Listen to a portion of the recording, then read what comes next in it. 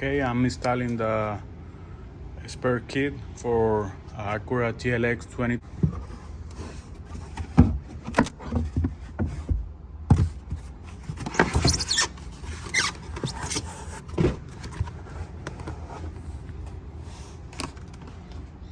There's the battery here. It's an Acura OEM. That's a model number. I'll remove those two balls right here, and the other two right here. New one right here. Ready to take it out. Now we're gonna put the new one. We got the new part set up. Just put those clear. It's ready to go back. Next is this cover. We're gonna put the two clips right here. Before you put the tire, don't forget to put the jack.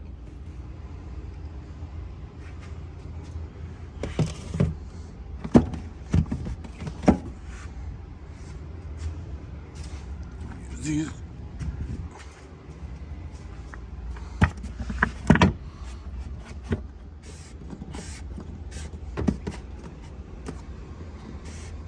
Put this back.